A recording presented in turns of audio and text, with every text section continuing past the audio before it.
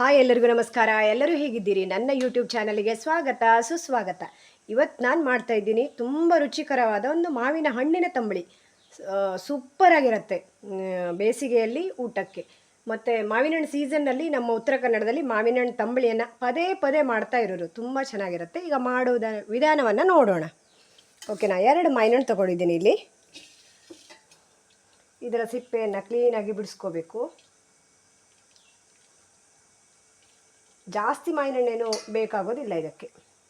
ಒಂದು 5 ಜನರಿಗೆ ತುಂಬ ಚೆನ್ನಾಗಿ ಮಾವಿನ ಹಣ್ಣಿನ ತಂಬಳಿಯನ್ನು ಮಾಡ್ಬೋದು. ಇದಕ್ಕೆ ನೀರು ಹಾಕ್ಕೋಬೇಕು. ಇದು ಒಂದು ಸೈಡಿಗೆ ಇಡೋಣ. ಇಲ್ಲಿ ನಾನೀಗ ಸ್ವಲ್ಪ ಕಾಯಿ ತುರಿಯನ್ನು ತಗೋತಾ ಇದ್ದೇನೆ. ಇದನ್ನು ಗ್ರೈಂಡ್ ಮಾಡ್ತೇನೆ.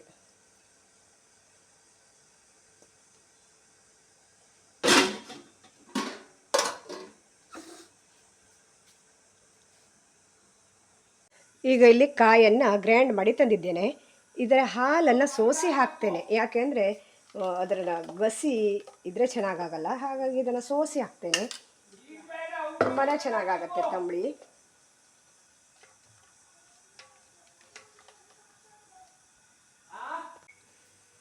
ಇದರ ರಸವನ್ನು ಫುಲ್ಲು ಕಾಯಿ ಹಾಲನ್ನು ತೆಗಿತೇನೆ. ಚೆನ್ನಾಗಾಗಲ್ಲ.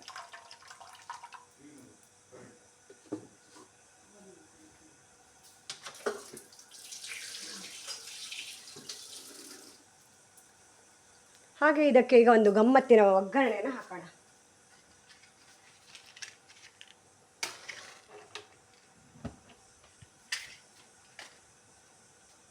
ಅರ್ಧ ಸ್ಪೂನ್ ಉದ್ದಿನಬೇಳೆ, ತೆಂಗಿನ ಎಣ್ಣೆನ ಹಾಕಿಟ್ಟಿದ್ದೇನೆ. ಹಾಗೆ ಸಾಸಿವೆ, ಒಣಮೆಣಸು,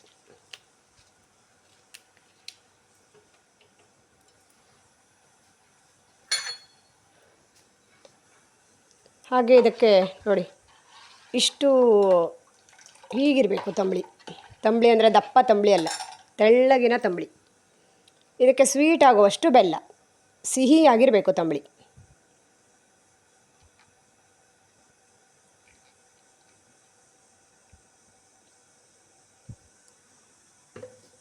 ಈಗ ರುಚಿಗೆ ತಕ್ಕಷ್ಟು ಉಪ್ಪು.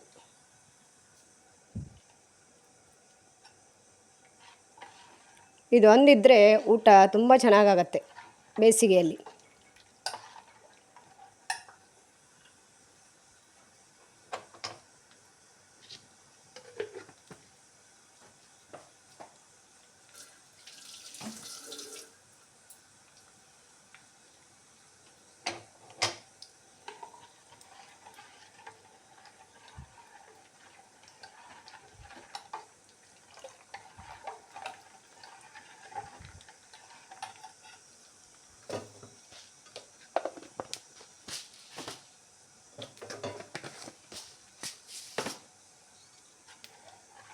ಹುಳಿ ಹಣ್ಣಿದ್ದರೆ ತುಂಬಾ ಚೆನ್ನಾಗಾಗತ್ತೆ.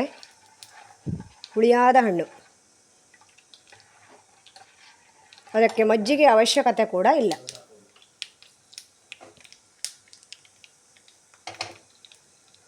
ಆಹಾ, ಏನು ರುಚಿ ಅಂತೀರಾ? ಒಗ್ಗರಣೆ ಹಾಕಿದ ಕೂಡಲೇ ತುಂಬಾ ಚೆನ್ನಾಗಾಗತ್ತೆ. ತಂಬಳಿ ರೆಡಿ ಆಯಿತು. 5 ನಿಮಿಷದಲ್ಲಿ ಮಾವಿನ ಹಣ್ಣಿನ ತಂಬಳಿ ರೆಡಿ ಆಯಿತು.